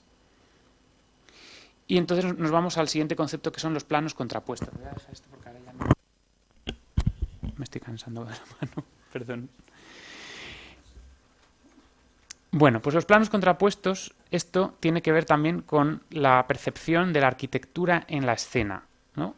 Volvemos a la Plaza de la Villa y nos damos cuenta de que la arquitectura o los espacios, digamos, donde se ensancha la ciudad, donde se forman plazuelas, la arquitectura son cara a cara, pueden estar en paralelo, como sucede en la Plaza Mayor, y tenemos un rectángulo perfecto, o pueden ser un conjunto de planos en distintas inclinaciones que lo que nos hacen es conducirnos a través de la ciudad hacia otros espacios, y nos derivan y hacen un juego que casi es como de rebote, que también hace que la luz rebote y eso haga juegos de luces y sombras, como luego veremos, pero que sucede en toda esta ciudad histórica, y vemos cómo la ciudad nos va conduciendo por las calles a través de esos planos donde va rebotando, y que son planos contrapuestos que invitan a descubrir qué hay más allá, cosa que no sucede en la perspectiva del ensanche de las ciudades, de los ensanches de las ciudades, o del tablero hipodámico, es decir, el ensanche de Barcelona o el de Madrid, o las ciudades en Latinoamérica, las ciudades españolas, con ese trazado que tenían otro cometido, pero desde luego no era un sentido perceptivo como sí tiene la arquitectura aquí, y que nos invita a descubrir, porque siempre lo que se insinúa pero no se sabe, lo que se pretende hacer ver pero no es tan evidente, siempre tiene algo de misterioso que nos invita a ir más allá. Y vemos cómo este juego de planos contrapuestos sucede una y otra vez. Esta foto la he traído porque siempre que, esto me pasa mucho, que voy a hacer fotos, pues estaba yo haciendo la foto y llegó este camión y no pasó de largo, se paró justo en medio del encuadre, y dije, pues voy a hacer la foto, porque además se paró por un periodo de unos 15 minutos que me tuvo ahí esperando para poder hacer la fotografía que yo quería. pero es que me pasa muchísimo y me pone negro, porque no soporto eso. Llega un autobús, digo, voy a dejarlo pasar y hago la foto. No, y se para el camión, no sé qué, se ponen a descargar las cervezas, las Coca-Colas, en fin, un drama. Sí. Entonces, bueno, pues entre plano y plano, pues tenemos todas estas apariciones de los hitos que ya hemos estado viendo en esta calle del Nuncio, como de repente se abre una plazoleta con estas puertas, pero nos invita a seguir la propia calle y hay otra plazuela que se retranquea a continuación. En este espacio de la iglesia de San Lorenzo, que se crea como ese compás de la iglesia, que es como un desahogo en un barrio donde apenas hay espacios de plazas. O este espacio más singular que se formaba además delante de la parroquia principal de Madrid, la parroquia de Santa María, que se había sentado sobre la antigua mezquita Aljama de la ciudad islámica y que tenía delante este palacio de Uceda con esta fundación de los duques de Uceda, que era el convento monasterio del Sacramento, que se perdió en los años 70. La Puerta del Sol, que surge como encrucijada de caminos y que finalmente se convierte en esa escenografía, en ese crescent, como hacen los ingleses, en torno a un edificio que curiosamente no está perfectamente centrado en la plaza, que sería la antigua Casa de Correos. Y nos vamos al siguiente capítulo, que son los Escorzos. Aquí tenemos la cárcel de corte, el antiguo Palacio de Santa Cruz, la Casa de la Villa, con esta potencialidad que le da, de nuevo, volvemos al tema del Partenón, esa presentación ante los ojos del espectador como un ejemplo, ¿no?, en que vemos las dos caras, el propio Palacio de Uceda, o sorpresivamente los hitos arquitectónicos que aparecen a la vuelta de una esquina, como en este caso la Colegiata, que tenía una visión particularmente interesante, si no fuera por la casa esa que creció en demasía en la esquina y que oculta esa aparición en el vértice, ¿no?, entre los dos planos que conforman el espacio público, pues se rompen y esa arista se compone de ese chaflán, ¿no?, se compone de un alzado que es la vista en perspectiva de la Colegiata. O la Casa del Nuevo Rezado, que es la Academia de la Historia. En fin, una serie de ejemplos, las Comendadoras de Santiago, toda una serie de ejemplos que se suceden una y otra vez en la ciudad. Por eso lo de Madrid otra mirada es que cuando salgan hoy de aquí recorran la ciudad con atención y vean y se fijen en todo eso. El tema de las escalas, y parece que estamos una y otra vez en los mismos espacios, y es que de cada fotografía o de cada espacio podemos fijar que todos estos conceptos de los que estamos hablando en realidad están en todas las fotos. O sea, no son particularmente, a lo mejor más intencionadamente cuando hice la foto, pero lo que nos están hablando es de que se entremezclan, de que son conceptos simultáneos, de que los hitos, los planos contrapuestos, los ejes, la escenografía urbana se compone de todos estos conceptos. De los conceptos de escala mayor, menor, de este juego entre edificios más bajos y más altos que conforman el espacio de alguna manera y que fuerzan las perspectivas y que dejan unos huecos que son de grandísimo interés. Aquí tenemos el antiguo Hospital General. Esta foto además siempre la hice pensando en imaginar que en realidad seguía la fachada hasta la esquina de Atocha y que se hubiera completado esa fachada que nunca se terminó y solo hay este trocito. O las propias columnas, esta rotundidad, este concepto de la escala que nos da cuando nos aproximamos a la fachada principal del Museo del Prado, ese pórtico de Villanueva tan maravilloso, machacado con esas letras tan innecesarias que han puesto recientemente de Museo del Prado, como si no supiéramos lo que es, ¿no? O sea, era realmente necesario. Nos van a tener que poner Palacio Real con letras en el Palacio Real para que sepamos que es el Palacio Real, porque si no somos idiotas y no lo sabemos. En fin, es que los de señalética son, de verdad, no sé si hay alguien de señalética aquí, pero por favor, que esto lo eleven a las instancias oportunas, porque es un desastre como ese pórtico ha sido desgraciado por lo del Museo del Prado. Bueno, creo que está muy, muy claro cómo el juego de escalas en la ciudad confiere en interés y que realmente los hitos tienen la condición de hitos precisamente por la escala que tienen, por su posición, por su ubicación y por la correlación que se compone entre sí. Si toda la ciudad fuera uniforme, si toda la ciudad tuviera una misma altura y no existieran estos hitos, no se producirían esos juegos volumétricos, ese interés que tiene la ciudad.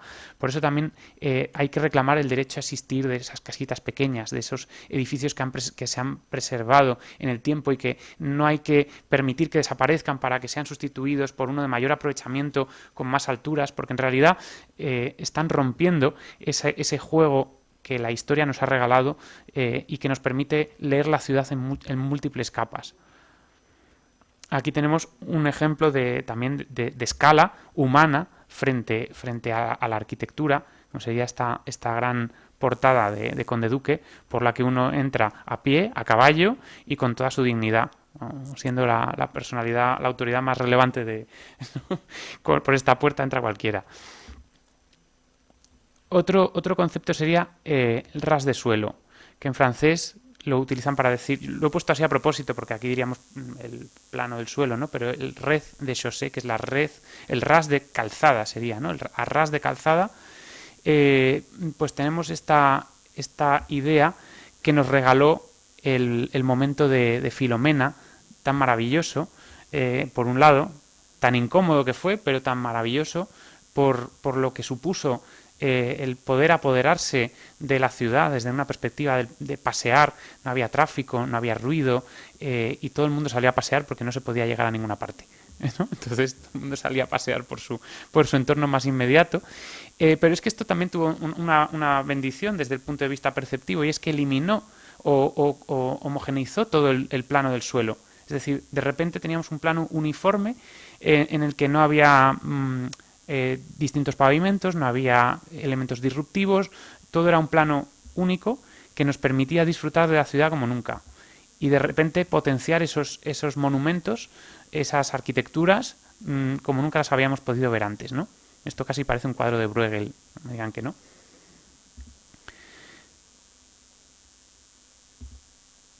Y de repente, pues eso, la percepción de el apoderarse de ese espacio que normalmente tiene reservado la circulación, pues que el peatón se pudiera aproximar a la arquitectura desde esa idea, nos dio la posibilidad de percibir ocasionalmente, y espero que alguna vez vuelva a suceder algo parecido, para que ahora vayamos atentos a ese plano del suelo, del que vemos cómo emerge con absoluta grandiosidad toda la ciudad.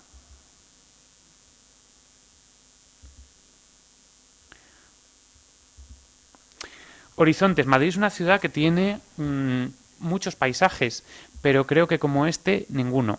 Es decir, la vista recíproca que hay de Madrid hacia la Casa de Campo y desde la Casa de Campo hacia Madrid es un tesoro que tenemos que reconocer como uno de los hechos más prodigiosos que tenemos en la implantación urbana de la ciudad, y sobre todo en que no se haya perdido.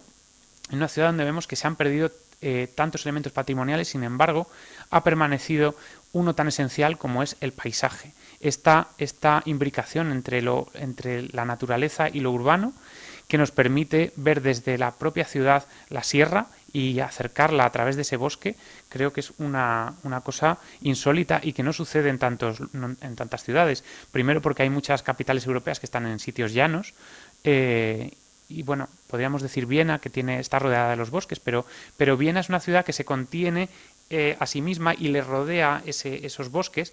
Sin embargo, aquí lo que tenemos es esa fuga, esa visión hacia el exterior desde la ciudad, que me parece, sinceramente, que es de las mejores cosas y que deberíamos estar muy contentos de poderla disfrutar a menudo. Nuestro río no es que sea de presumir, así como las vistas sí lo son. Nuestro río no, pero bueno, pero es interesante también hablar del plano acuático, porque tenemos algunos otros ejemplos, como el lago de la Casa de Campo o el estanque del Retiro, que nos permiten desahogar esa presión urbana en estos espacios tan abiertos, podríamos irnos a un ejemplo, digamos, en el centro de la ciudad, que sería el depósito del canal, el tercer depósito, el Parque de Santander, en el que sucede algo parecido. Se produce una expansión que no hay en otras zonas. Entonces, por eso es importante también reconocer que la definición de las alturas no debería alterarse en una ciudad que ya ha conseguido una definición lo suficientemente con el suficiente empaque como para que no sucedan desastres parecidos a este, con las torres de Colón, que antes no se veían desde el Retiro y ahora aparecen ahí de una manera un poco dudosa, siendo ya esto patrimonio de la humanidad. Bueno, el Palacio Real era necesario verlo en esta perspectiva en la que luce su fachada principal con toda la ciudad de fondo. Es una vista insólita porque hay que subir al Museo de la Catedral para poder, a la cúpula, para poder ver una vista así. Que me recuerda un poco también a esa visión con la que hemos empezado de la Acrópolis, esa Atenea que dominaba la antigua Atenas, pues esta idea de palacios, de que el círculo fuese como una especie de Acrópolis, pues nos regala esta magnífica vista de Atenea, vigilando, cuidando, la diosa de la sabiduría, cuidando, velando de la ciudad que se extiende a sus pies. Las vistas desde el círculo, pues qué decir, que nos llevan un poco a esa vista de pájaro que tenían esos cuadros de Antonio Gioli, donde vemos que además la ciudad no se parece en nada a lo que había sido. Y luego el paisaje humano, que también es interesante, porque precisamente cuando conquistamos, y aquí obviamente no es el caso de Filomena, sino una manifestación en la zona del Paseo del Prado, pero que también es un horizonte que no tenemos que perder de vista, porque la ciudad está hecha para las personas. Las insinuaciones.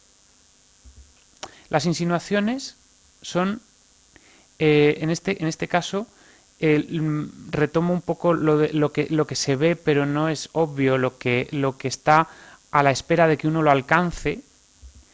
Esto nos llevaría al tema de las tapias y los jardines. Yo quiero hacer desde luego un elogio a la tapia como elemento que está muy desconsiderado. Porque normalmente dicen, no, pues tiramos la tapia y así se ve el jardín. Es que el jardín no se tiene que ver, porque entonces pierde su condición de jardín. El jardín tiene que estar detrás de la tapia. Seguro que Ángela está de acuerdo conmigo. Porque la tapia nos abstrae, cuando estamos dentro del jardín nos abstrae del exterior. Y cuando estamos en el exterior nos insinúa lo que pasa detrás, pero no es evidente. Entonces, la tapia es un elemento fundamental. Y aquí tenemos un caso perfecto para entender esto que digo. Esta es la tapia del Palacio de Cañete, el jardín del Palacio de Cañete, que está aquí detrás. En esta imagen vemos la tapia, detrás se nos insinúa el jardín y más atrás aparece un hito urbano, que es la iglesia del Sacramento. Esto, desde luego, tiene un interés que queda absolutamente destruido cuando doblamos la esquina y vemos esta reja que destripa el corazón del jardín y que nos hace no solo perder el interés de lo que pasa detrás, porque ya esa curiosidad ya se ha satisfecho, sino que cuando estamos dentro estamos viendo a los coches, viendo pasar gente, etcétera, etcétera, con lo cual rompe la condición de abstracción que tiene que tener el jardín. Vemos este otro lateral que ha preservado la tapia también, como tiene ese interés el hecho de que un árbol aparezca por encima de la tapia y ayude o adorne de alguna manera a la arquitectura, a lo mineral, ese elemento natural que aparece insólitamente por encima de la tapia. Otro ejemplo, el Jardín de Anglona, que tan maravillosamente bien está detrás de ese muro, con una única puertecita de acceso que nos permite llegar a ese mundo que hay detrás, que se nos insinúa desde fuera, pero que no es evidente. Y este sería un ejemplo perfecto para entender con respecto al del Palacio de Cañete. Cuando entramos aquí, de repente vemos que efectivamente hay un universo detrás de esa tapia que es fascinante, que no se ve desde fuera, pero que una vez que entramos dentro es nuestro y también desaparece el exterior. La insinuación puede ser también la vuelta de una esquina, es decir, que una calle no sea exactamente, ya no digamos recta o derecha, que vaya quebrando, sino que directamente pegue un quiebro de 90 grados. O los diafragmas, los antiguos pasadizos, que había muchos en Madrid y que ya apenas quedan, pero como este de la iglesia de San Nicolás, que separa un espacio de otro y que nos invita a descubrir qué hay más allá de él. Que obviamente sucede también en la Plaza Mayor y que en muchas otras calles se produce con este efecto de continuidad discontinua, de qué pasará al doblar cuando lleguemos a ese punto, ¿no? Son todo calles de este entorno que realmente nos llevan a esa idea. O el hecho, por ejemplo, de que haya un mundo superior y un mundo inferior, como en el cruce de la calle Segovia con la calle Bailén, con ese primitivo viaducto que era una viga cajón de hierro que atravesaba el aire de manera insólita también. Actualmente tenemos en sustitución una pieza no menos bella, que es este puente Art Déco tan maravilloso. Nos vamos acercando ya hacia el final. Tenemos el tema de los intersticios. Los intersticios lo he llamado así porque son en estas estrecheces que Julio decía al principio y que a mí me parecen muy interesantes, mucho más que los espacios anchos, porque también estas estrecheces nos permiten valorar mejor también los espacios que se amplifican y que se conectan unos con otros precisamente con estas vías de menor anchura y con planos que también dibujan una escenografía de enorme interés. No digamos cuando sube uno por el Arco de Cuchilleros y aparece de esta forma la Plaza Mayor. Creo que es la mejor entrada a la Plaza Mayor, sinceramente. Subir por el Arco de Cuchilleros es la mejor entrada a la Plaza Mayor, porque nos permite... Claro, ahora está lleno de las sombrillas esas enormes que nos roban esa visión, pero en realidad, si uno sube por el Arco de Cuchilleros, tenemos la enfilada de los soportales de frente y la plaza a través del filtro que forman las pilastras del soportal. Desde el punto de la diagonal del rectángulo, que es el punto desde el que tenemos la mayor distancia de percepción, que es la diagonal del rectángulo, ¿no? Con lo cual, a nivel perceptivo, creo que este es el punto más interesante de toda la plaza. Por supuesto, los soportales es un elemento que forma un juego, que se ha perdido en muchos casos, pero que realmente en la ciudad escenográfica, en la ciudad barroca, lo vemos en Santiago de Compostela, tienen un papel fundamental los soportales. Y las grietas que quedan entre edificios, como podemos ver en el caso anterior y en este, que curiosamente, si nos fijamos, si no nos fijamos, no, pero si nos fijamos, al fondo está apareciendo la cúpula de San Andrés. En esa grieta, justo en esa grieta aparece un hito urbano, volviéndonos a demostrar una y otra vez que la ciudad no es casual, no suceden las cosas de una manera arbitraria, sino que tienen todo un sentido y un simbolismo en cómo están dispuestas. Esto lo he traído porque me parecía muy bonito la idea también del color, como un montaje efímero puede filtrar la luz, puede engalanar una calle o puede ponernos en un contexto de fiestas del barrio, ¿no? Desde luego, la ciudad está llena de fisuras, de grietas, y no me refiero en la construcción, sino en el cielo, entre los edificios, que vale la pena fijarse en esos intersticios, en esos huecos que nos dibujan y enriquecen el panorama de la ciudad. Curiosamente ha quedado este edificio de Antonio Palacios, es la trasera del Banco Mercantil Industrial que da Caballero de Gracia, pero que por haber derribado un edificio de la Gran Vía aparece en la escena de la Gran Vía esa fachada de Palacios, de manera temporal obviamente. Luces y sombras. Madrid tiene unos cielos que no hace falta que lo diga, ¿no? En este caso tenemos esos dos ojos que nos miran, que si le damos la vuelta es como la cabeza de un león, que observan al espectador que está observando ese cielo. Los cielos de Madrid pues son famosos a lo largo de la historia, retratados por Velázquez y por numerosos pintores. Nos dan unas luces, nos dan un juego de iluminación, de luz de agua, de atmósferas muy variopintas que enriquecen también y que cambian la percepción de los hitos arquitectónicos, ¿no? Por ejemplo, depende la época del año, podemos ver las torres de la plaza, de la Casa de la Villa proyectadas en la fachada de la Torre de los Lujanes. O este juego en el que la luz pasa por debajo de la edificación y la sombra queda un poco a caballo, como si fuera un puente entre una zona y otra. Aquí vemos uno de los arcos perfectamente proyectado sobre el suelo de la Plaza Mayor. Y bueno,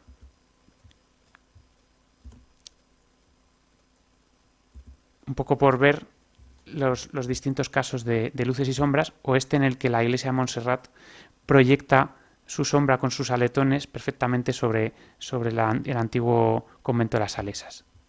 Ruido, y ya estamos casi acabando. El ruido, pues, ¿qué decir del ruido? Pues el ruido es todo aquello que nos molesta, que nos entorpece, ya sea mal diseño urbano, ya sea basura, suciedad, desorden, que nos impiden percibir la ciudad correctamente. En este caso, para los detractores de la Almudena será una bendición que esté ese cedro delante, que la tapa, pero para los que quieran ver el edificio, pues es un mal sitio para haber plantado ese árbol.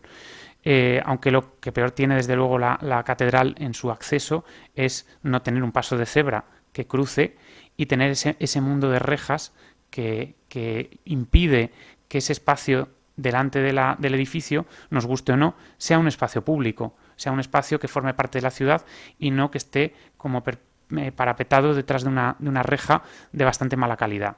Entonces creo que esto debería dar pie a reflexiones también sobre intervenciones en espacio público que podrían mejorar sensiblemente el uso de la ciudad, ¿no? Medianeras que han quedado como elementos abandonados. Esta en concreto es una foto antigua. Ahora aquí han pintado un mural que creo que mejora mucho la calidad del espacio urbano, en tanto que no se resuelva qué pasa con ese solar, que las dimensiones son tan pequeñas que no permite hacer una edificación que cumpla hoy en día pues con todas las exigencias normativas. Y ya no digamos el mundo de la señaléctica o de los elementos, bueno, pues que nos hablan un poco de eso, pues de ruido, la ocupación permanentemente de todas las plazas públicas por el perpetuo mercadillo temporal, que dices es una cosa que es efímera, pero que por producirse todos los días, ¿no? Salvo contadas excepciones, pues ocupan ese espacio pervirtiendo su naturaleza de expansión para el peatón en una ciudad que además lo necesita. O ya no digamos las arquitecturas brutas que han roto por completo el sentido histórico de la escenografía de la villa. Bueno, volviendo a la señalética, esto me parece un escándalo, ¿no? Estos postes que han puesto, es que no sé si tienen unas ocurrencias en el ayuntamiento que... Además, para decirte, Palacio Real, 2 minutos. Se tarda 2 minutos desde ese poste hasta el Palacio Real. ¿Realmente es necesario poner Palacio Real delante del Palacio Real? Es que son cosas un poco... a mí me inquietan, ¿no? Porque no sé si lo han encargado fuera y el que lo ha hecho no sabe dónde va el poste, porque me inquieta mucho esta idea, ¿no? Y las nuevas arquitecturas, esto pues que ha salido últimamente a colación en prensa, ¿no? Estos edificios cebra que colonizan la ciudad, que parece que en arquitectura no sabemos hacer otro diseño que esto, que parecen como multicopistas con bandejas de folios a escala gigante. Son realmente edificios de muy dudoso gusto para digamos transformar la ciudad en eso. Y con esto va a acabar la charla, pero en esta parte no voy a decir nada porque lo dice todo el capítulo. Es el día del apagón.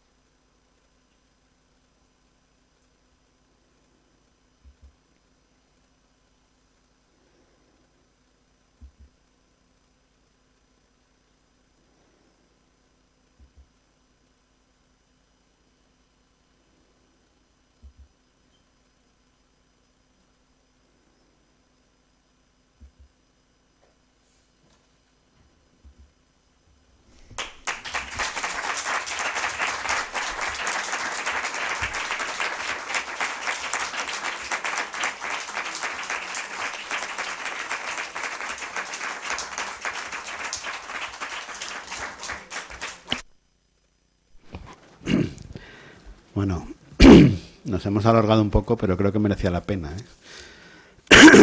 Bueno, si tienen algún comentario, alguna pregunta, es el momento de hacerlo. ¿Alguien se anima?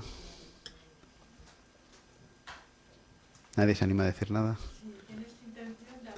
Momentito, el micrófono casi se graba. A ver, Álvaro, ¿tienes intención de hacer un libro de esto que nos has contado? Pues la verdad es que no, pero porque básicamente acabo de terminar la tesis, como bien sabes, y estoy muy cansado, pero bueno, a lo mejor en otro momento más adelante puede ser. Creo que es algo de lo que... Bueno, yo lo he lanzado aquí porque me parecía interesante. La propuesta de este año era sobre el convenio del paisaje, el convenio europeo del paisaje, y llamándose Madrid otra mirada, digo, bueno, podemos hablar de cosas que han sucedido en la ciudad, podemos hablar o podemos... pues eso, hacer caso al título del festival, Madrid otra mirada, y mirar la ciudad de otra manera. Claro que se puede hacer un libro, sí. Porque pero lo podemos hacer entre todos también, ¿eh? Nos has abierto los ojos, por lo menos a mí. Y sería interesante tenerlo documentado y consultarlo para que se abran los ojos a más gente. Pues muchas gracias. Por aquí, ahí tenemos otra pregunta, el caballero. Buenas tardes. En primer lugar, felicidades porque me ha parecido súper interesante lo de ver la ciudad con otros ojos y además muy diferentes ojos. Simplemente comentar que quizá a lo mejor me hubiera gustado añadir como un anexo a lo que serían los ojos de, no sé, los cineastas que tienen su escenografía en Madrid, ¿no? Tantas películas que se han rodado en Madrid, solo como comentario. Sí, bueno, realmente, efectivamente, yo solo he hecho un análisis perceptivo. Evidentemente hay muchas miradas posibles. Podríamos mirar pues el Madrid desde el punto de vista de la infancia también, o la ciudad desde un punto de vista de, no sé, pues podríamos ver que, desde las diferencias entre unos barrios y otros, entre unas clases sociales y otras, entre las mujeres, la situación que, ¿no? Lavapiés, que estaba dominado por las cigarreras prácticamente, ¿no? Que era una economía propia. Hay muchas miradas, obviamente, que se pueden, y desde luego Madrid y el cine es una cosa que hace unos años la Asociación Madrid Ciudad y Patrimonio hizo precisamente con una universidad francesa de Burdeos, hizo unos recorridos con unos estudiantes que venían a conocer las escenografías de varias películas, de los golfos, de muchas de estas películas que se han rodado en Madrid, y se trataba de ir a localizar El Día de la Bestia, por ejemplo, que sucede, ¿no? En Gran Vía, que tiene en la Casa Mathesanz, en el Capitol. Pues se fue con los estudiantes franceses a ver todo eso, y además el recorrido empezó en la maqueta del Museo de Historia. Es decir, que desde el punto de vista de Madrid y el cine, por supuesto, ahí habría, no sé, El Pisito, ¿no? O Cielo Negro. Podríamos pensar en un montón de películas en las que sale la ciudad y que nos dan pie a tener esa... Además que el cine nos proporciona también la mirada del Madrid de esa época, ¿no? Y hay lugares que ya no existen. Bueno, no sé si tenemos alguna otra intervención, si no... Yo quería hacer acto, aprovechando que es el 250 aniversario, quería hacer acto de donación, bueno, de una tontería, es un documento de la Real Sociedad Económica Matritense que conseguí No estaba preparado, ¿eh? No. A ver.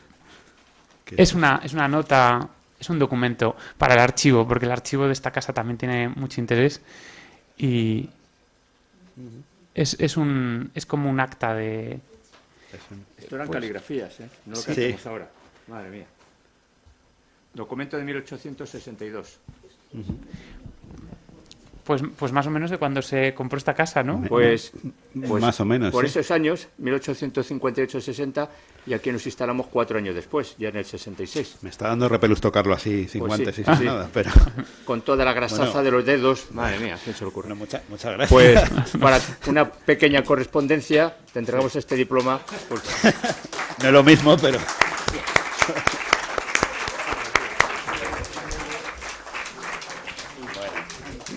La verdad es que nos has cambiado la perspectiva. Realmente ha sido en Madrid otra mirada, porque yo estaba pensando, y mire que nosotros aquí, todos los aquí presentes como ustedes, pues somos muy aficionados a Madrid y a pasear y a ver otras perspectivas, pero yo les confieso una cosa, cuando iba a París, cuando yo he ido muchas veces a París, nadie puede poner en duda que París es una gran ciudad muy bonita, eso no se puede negar.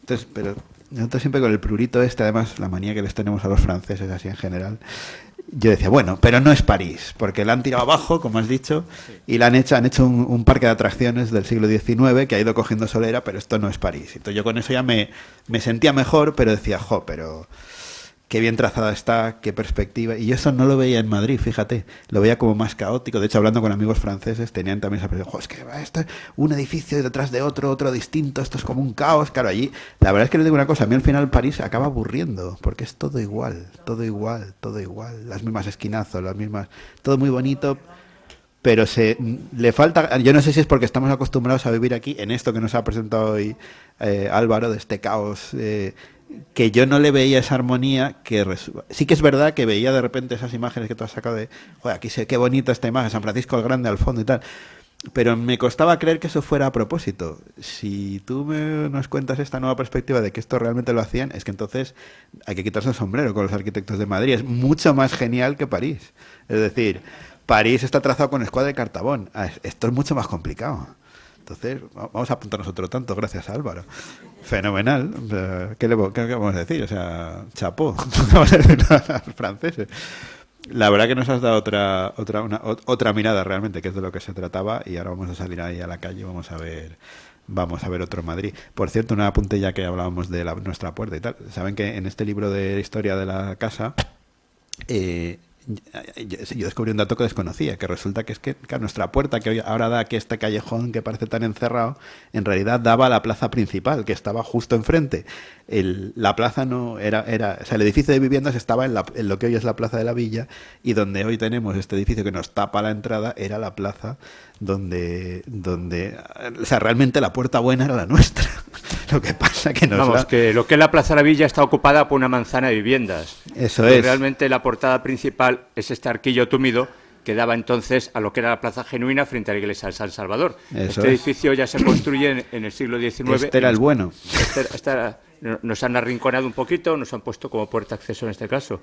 Y lo que decía sobre las persistencias de lo que es la planta del callejero barroco en la ciudad actual, yo me estoy acordando de un caso, una amiga mía de hace ya muchos años, que cuando paseaba por Madrid no llevaba la típica guía de Madrid, sino que llevaba un plano de Teixeira para orientarse. Hasta ese grado llegaba, digamos, su cariño por la ciudad antigua, y decía, yo me oriento perfectamente con el plano de Teixeira, antes de la aparición de los móviles y demás, ¿no? Y una cosa que me ha mucho la atención. Y cuando has hablado de persistencias, tienes que investigar si en la iglesia, lo que es la Basílica de San Miguel, ese ábside que tenemos ahí un poquito a la vista y escondido en el callejón del Panecillo, si puede tratarse del ábside medieval, ¿sabes? Del siglo XII. Lo es. Ah, lo es, ¿me lo certificas? ¿Por qué no vamos un día con un martillo y un escoplo, levantamos un poco el revoco y vemos si hay arquillos mudéjares debajo y salimos de dudas? Hay una cosa más interesante que ya te puedo decir que se conserva, que es en la iglesia de San Pedro, tiene la torre, por abajo tiene dos arcos que son como los de las torres de Arévalo, que se ven desde un cuartito que tienen allí, y aparecen los dos arcos concéntricos, ¿no? O sea, degradados hacia adentro. Una vez, sí, José Manuel y yo, cuando fuimos un poco a documentar la iglesia, nos colamos porque hay costumbre a vender estampitas, recuerdos y demás, y nos sacó, digamos, el vigilante con gestos desaforados, pero conseguimos sacar una fotografía de esos arquillos. Hay que, lo que es la labor de investigación, muchas veces, ¿no? Invadiendo. Pero es verdad que Madrid oculta tesoros todavía por descubrir, y hasta tal punto que, por ejemplo, hay calles que te renuevan una fachada y se lleva uno la sorpresa de que debajo en el edificio decimónico te encuentras un caserón del siglo XVI, perfectamente, o del comienzo del XVII. Tenemos muchísima arquitectura no estudiada, no identificada, muy denostada, de caserío de esa época. O sea, hay mucha edificación del siglo XVIII, queda edificación del siglo XVII y alguna incluso más antigua, de origen más antiguo. Entonces, realmente todo eso pues se ha despreciado en los años que lleva existiendo Madrid Ciudadanía y Patrimonio, que es desde 2009. Pues han perdido ejemplos como la casa de la calle Embajadores, esquina con Rodas, que era una casita del plano de Teixeira. Sí.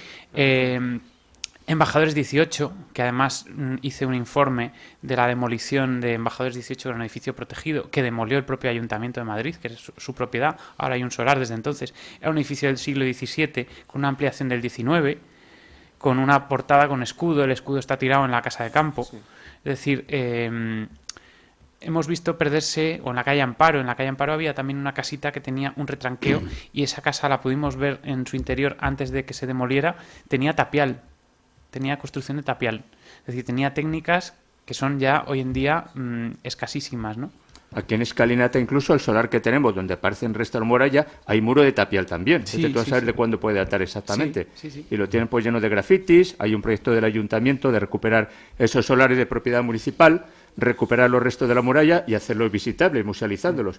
Se aprobó el proyecto en febrero del 23 y parece que te vamos a rondar bastante tiempo hasta que lo veamos materializarse el proyecto. Y lo que decías acerca de esta edificación palaciega derribada en Embajadores frente a lo que es San Cayetano, pues pensaba que habría proyecto de reconstruir e incluso de reponer la portada barroca, pero bueno, lo que van a hacer es reformar las pistas polideportivas, es lo que van a hacer exclusivamente. Solo se guardó el escudo, el resto se tiró, incluida la portada, porque el escudo está guardado, pero el resto no. Pero bueno, a nivel de arqueología es que habría un montón de cosas que ver. Si nos remitimos a lo de la forma de la villa, por ejemplo, en toda la Cuesta de las Vistillas se podría investigar la muralla y no se hace. El puente de Segovia no solo eran los arcos que cruzaban el río, el puente de Segovia Juan de Herrera hace el primer puente renacentista porque los puentes medievales que tenían lomo de asno, que subían y bajaban, eso se ve en el alzado del puente de Segovia, que tiene arcos que van creciendo en escala y decreciendo.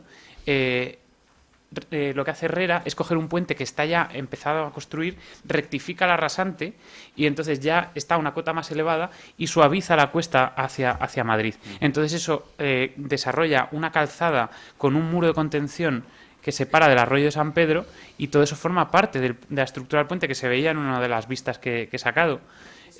Esa estructura está ahí, está enterrada.